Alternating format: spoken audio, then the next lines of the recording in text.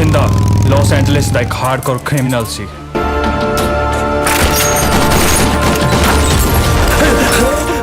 Hi everyone, welcome to Om Brewok Story. Semoga kalian sehat selalu dan diberikan rezeki yang berkah ya. Dari kemarin kita bahas film Bollywood sama India Selatan mulu ya. Sekali-sekali kita bahas film Punjab India yuk. Kali ini Om akan membahas film India yang berjudul Farrar, keluaran tahun 2015. Film ini mengisahkan tentang seorang pemuda India yang berniat bersekolah di Amerika. Tapi tiba-tiba dia malah ditangkap oleh kepolisian karena dia dianggap sebagai mafia paling kejam di LA. Nah, mau tau gimana caranya nih mas-mas kutu buku bisa lolos dari situasi yang membangkaikan itu? Nggak usah pakai lama. Member Om Brewok Story.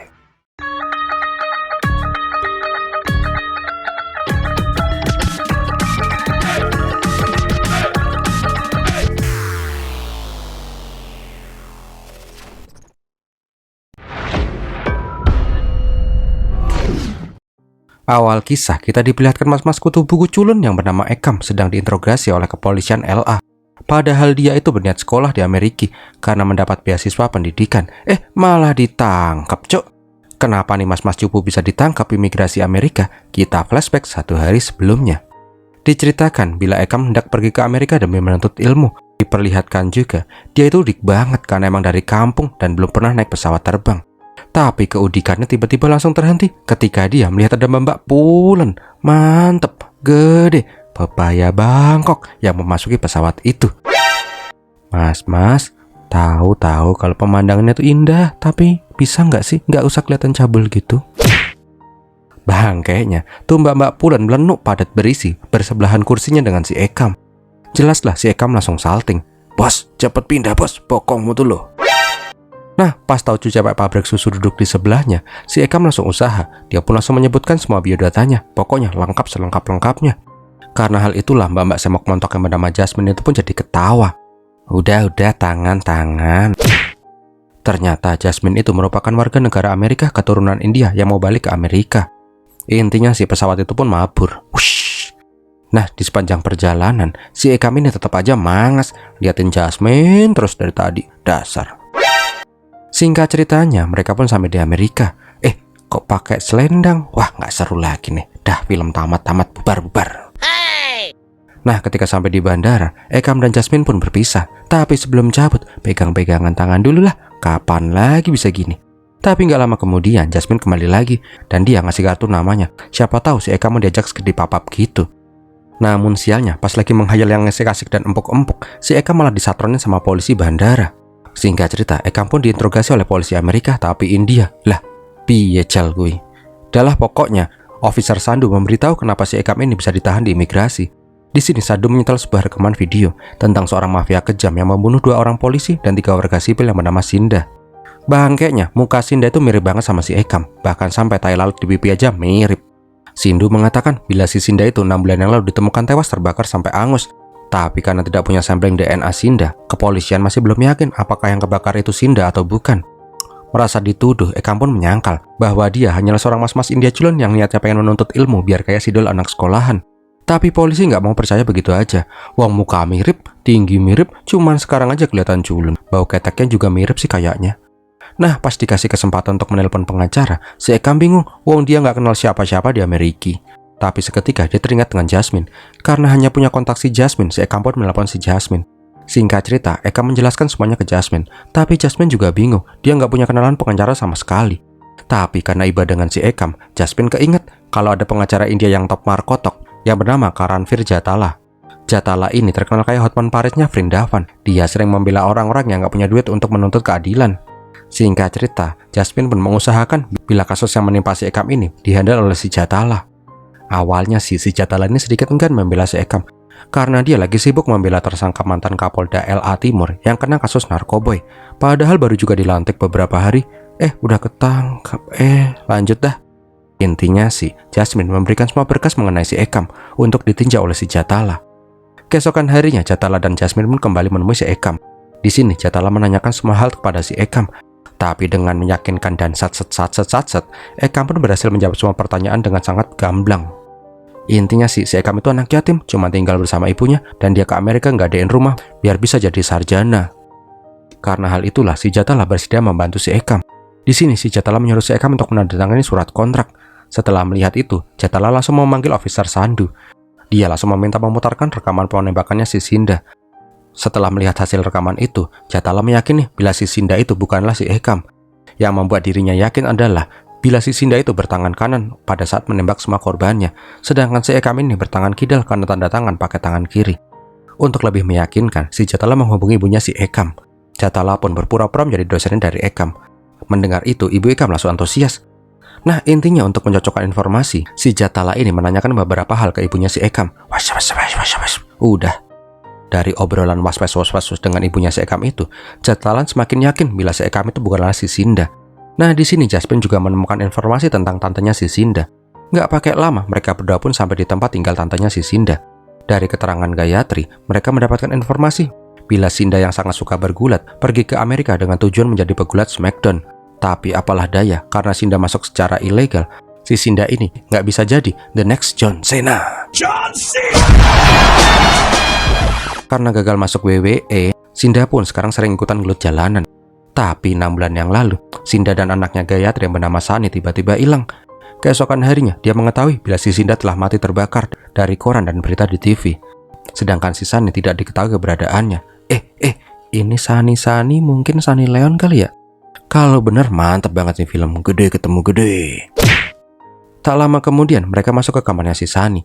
Di sana mereka menemukan buku harian dari Sunny. Dari buku harian itu kita dibawa flashback beberapa bulan yang lalu. Diperlihatkan sebuah acara underground gelut-gelutan di LA. Lah bahangke, si Sunny itu cowok cok. Hancur sudah angan-angan omong lihat Sunny Leon di film ini. Dahlah, intinya si Sunny itu bekerja sebagai calo gelut. Gak lama kemudian juga ada mobil Hummer mewah yang juga datang ke sana. Ternyata orang yang di dalam Hummer itu adalah promotor gelut underground tapi kelas atas yang sedang mencari bibit-bibit buat jadi sabung orang. Singkat cerita, muncullah jagoan kita, si Mas-Mas Vrindavan keker, Sida. Intinya Sinda ini ditarungi sama Mas Buceli. Us, peletak. Menang deh.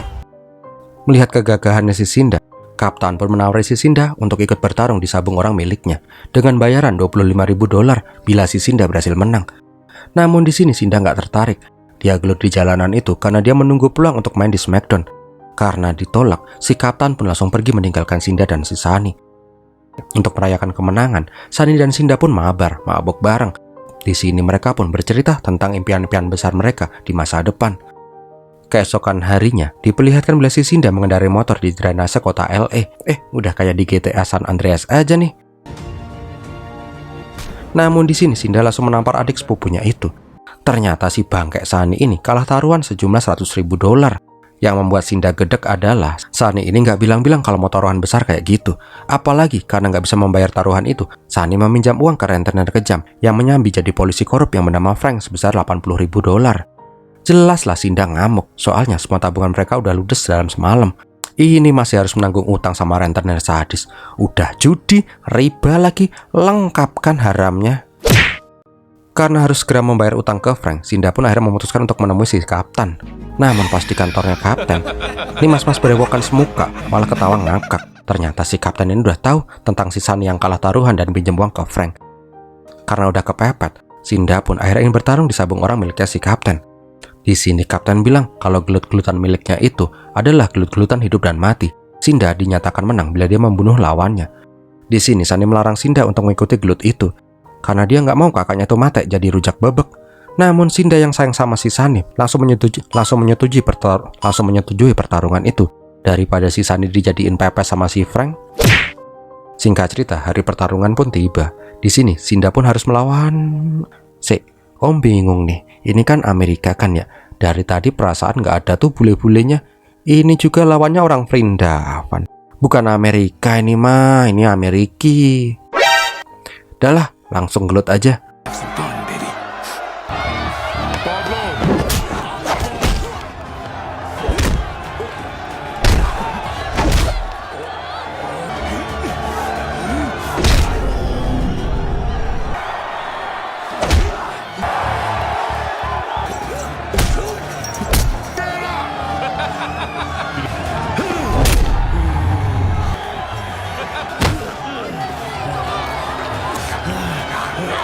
Singkat cerita, si Sinda berhasil membunuh mas-mas India itu dengan cekikan manja dari belakang.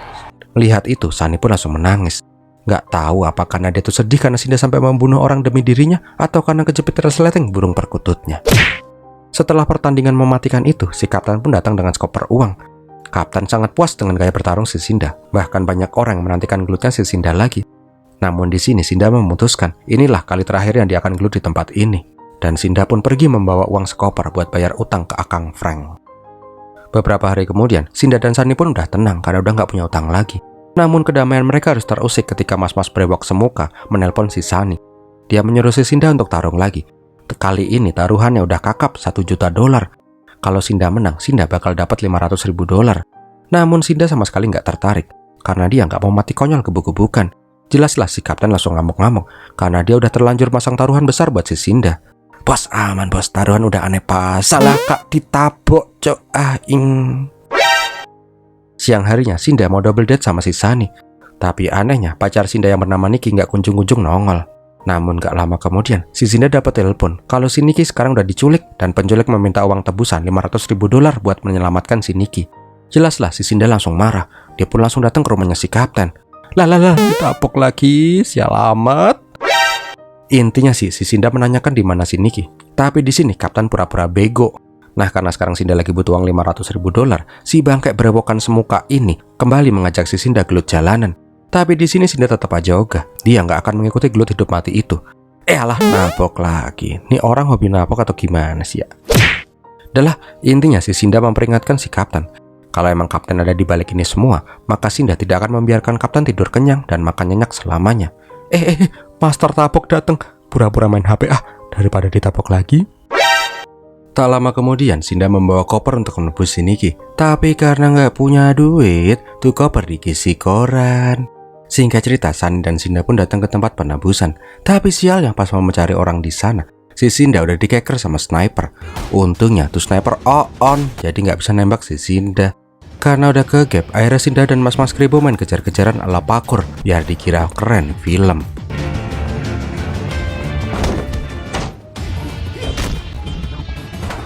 Ini mas-mas Kribo hobinya menculat-menculat terus ya. Singkat cerita, si Kribo pun berhasil kabur. Tapi si Sinda sama si Sani nggak mau nyerah. Mereka juga langsung mengikuti tuh mas-mas pembunuh ke sebuah gudang tua. Tapi pas mau masuk ke gudang tua itu, Sinda malah baku tembak dengan 2 orang mas-mas. Bentar nih, itu kena headshot loh mas. Masih bisa nyengir. Di PUBG aja kalau kena headshot langsung mokat kok. Sudahlah. Setelah membunuh 2 orang mas-mas itu, Sinda pun langsung merangsek masuk. Nah di sini kembali lagi, Sinda main dor dengan mas-mas yang tadi dan berhasil membunuh 2 mas-mas tadi. Akhirnya di sini Sinda menemukan si Niki yang udah diketik di kursi. Singkat cerita, Sinda berhasil menyelamatkan si Niki. Tapi pas lagi nonton TV, mereka langsung kaget karena si Sinda dituduh membunuh 2 orang polisi dan 3 orang warga sipil. Belum juga hilang syoknya, si kapten kembali nelpon. Di sini kapten bilang kalau dia tuh tahu siapa dalang dari penculikan si Niki. Kapten pun menyuruh Sinda untuk datang ke tempat yang sudah ditentukan oleh si kapten. Nah di sini Sani menyuruh si Sinda untuk nggak datang, tapi Sinda bersikeras untuk menemukan dalang dari semua ini. Dan setelah itu, diari Sani pun berakhir. The end. Dari diari Sani itulah, Jatala akhirnya menyimpulkan bila sumber masalahnya itu adalah si kapten, si berewokan full semuka bangke. Setelah mengetahui fakta itu, Jasmine pun pergi untuk memberi semangat ke Ekam. Di ruang interogasi, si Jasmine pegang-pegang tangan si Ekam. Asik. Jelaslah si Ekam langsung berhayal sama mbak-mbak pulen satu ini. पास आए यूं मुस्कुराए तुमने न जाने क्या सपने दिखाए. Namun setelah Jasmine pergi, tiba-tiba si Sinda yang ternyata masih hidup mendatangi si Ekam. Dengan membawa senapan laras panjang, Sinda berkata kalau Ekam membawa dirinya kembali ke dunia ini lagi, padahal dia udah damai dianggap mati. Tanpa banyak ceng-cingcong, si Sinda pun langsung menembak si Ekam tepat di jantungnya hingga tewas. Bangke, ternyata cuman mimpi.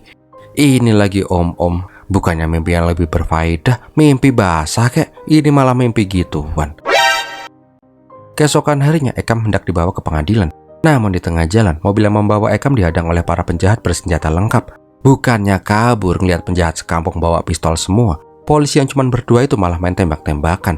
Cuing, cuing, cuing, dor, dir, dor, cuing.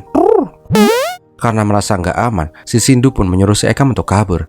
Karena nggak mau mati konyol, Ekam pun mencolot dari atas tebing. Sedangkan di tempat lain, hakim menunggu Ekam yang gak datang-datang. Singkat cerita, si Ekam berhasil meloloskan diri sampai ke kota. Dengan minjam HP mas-mas gimbal, dia pun menghubungi si Jasmine. Intinya si Ekam memberitahu semuanya. Karena hal itulah persidangan akhirnya ditunda sementara. Di sini Jatala menyimpulkan bila dalam tubuh kepolisian ada penyusup musuh dari Sinda. Karena nggak aman menitipkan Sinda ke kepolisian, Jatala pun menyuruh si Jasmine untuk mengamankan si Ekam. Tak lama kemudian Jasmine menjemput si Ekam. Setelah itu Ekam dibawa Jasmine ke rumahnya. Habis itu lukanya si Ekam dibersihin dengan manja dengan si Jasmine. Alah senang banget liatnya om. Udah nggak usah lama lagi lah, joget lah. Apalagi yang kalian harapkan.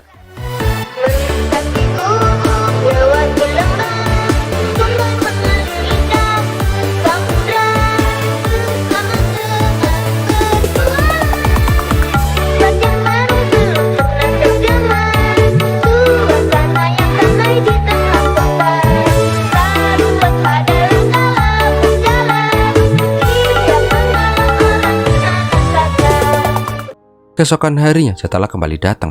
Dia bilang baru saja menemukan pacar dari Sani yang bernama Preti. Di sini dia ingin menggali informasi dari si Preti itu. Mendengar itu, si Ekam bersikeras ingin ikut si Jatala menemui si Preti. Singkat cerita, mereka pergi menemui si Preti. Ini kok Mbak Preti juga pulen ya? Di film ini pada gendal-gendul semua artis ceweknya sih, asik.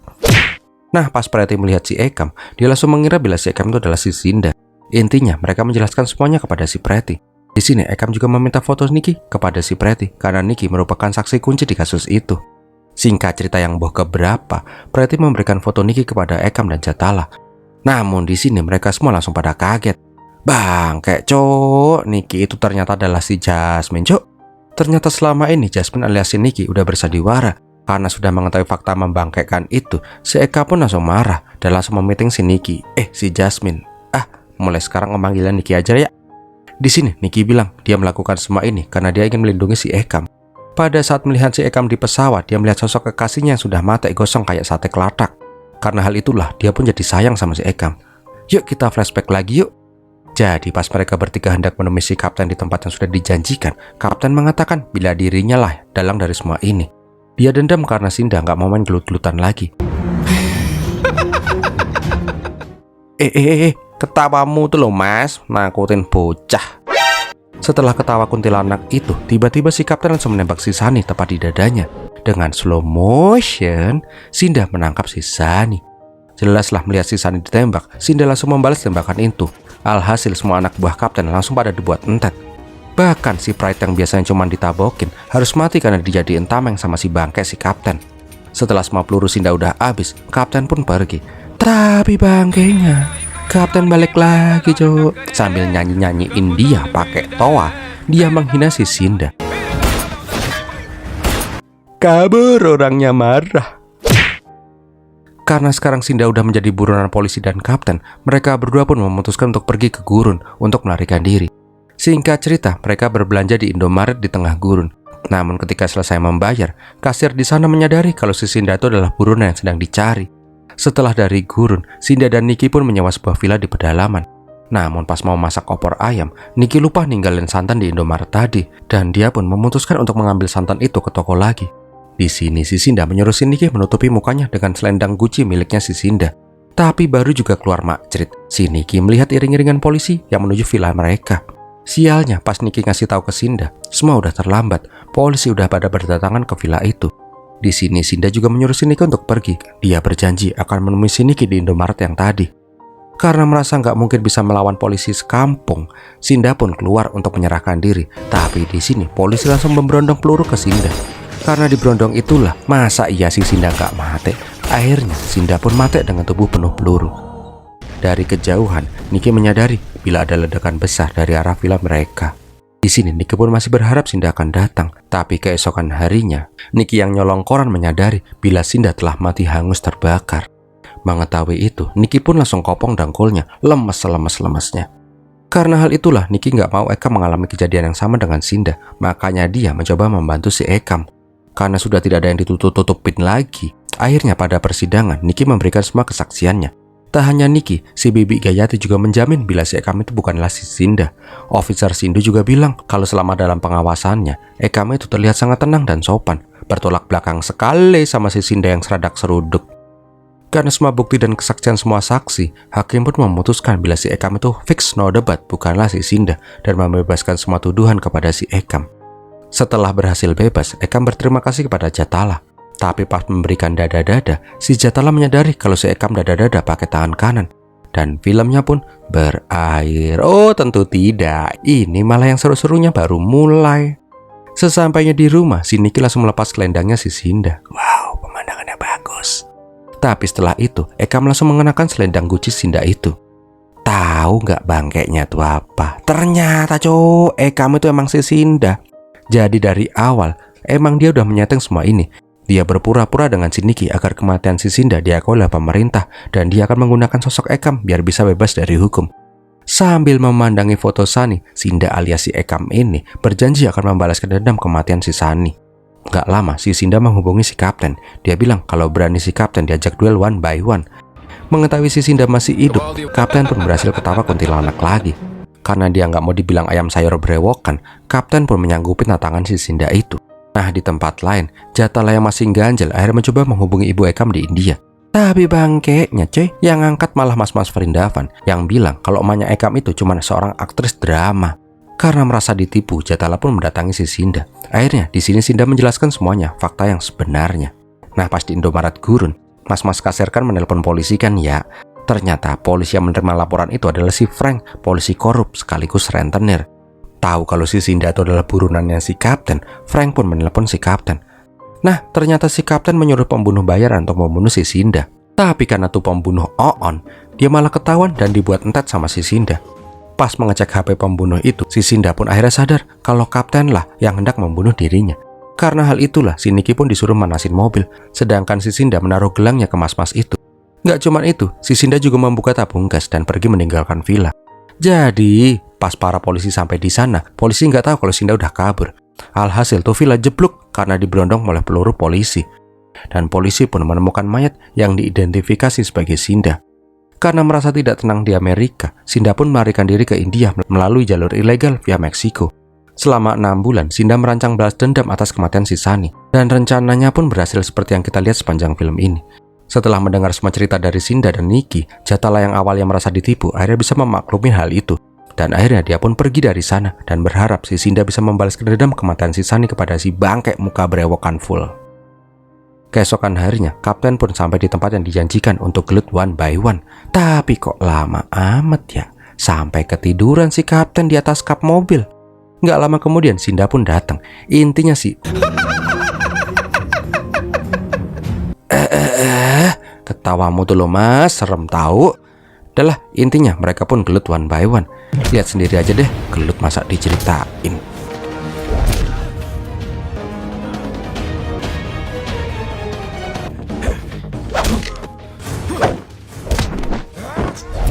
Nah, pas di tengah pergelutan itu, si Kapten malah main curang. Alhasil, si Sinda pun harus keok. Nggak cuman curang, si Kapten juga pakai pisau buat gelut. Tapi namanya jagoan kan ya. Si Sinda pun berhasil membalikkan keadaan. Yang akhirnya, si Kapten harus kehilangan jakunnya dan sebagian jenggotnya karena ditebas oleh Sinda di leher. Akhirnya di sini Sinda pun berhasil membalaskan dendamnya si Sani. Dan filmnya pun berakhir. Ditutup oleh Sinda dan Niki yang hidup bahagia sambil naik traktor keliling-keliling gurun di LA. Tamat deh, ending yang sangat membangkaikan sekali. Oh, gimana film ini sob? Semoga menghibur ya. Abaikan aja ke nggak masuk akalan film ini ya. Namanya juga film India. Kalau masuk akal mah nggak seru, ya kan? So gitu dulu aja, Om Brewoks pamit dulu. Terima kasih sudah menonton sampai di detik ini. Sampai jumpa di film Om yang lain dan Birmilatin.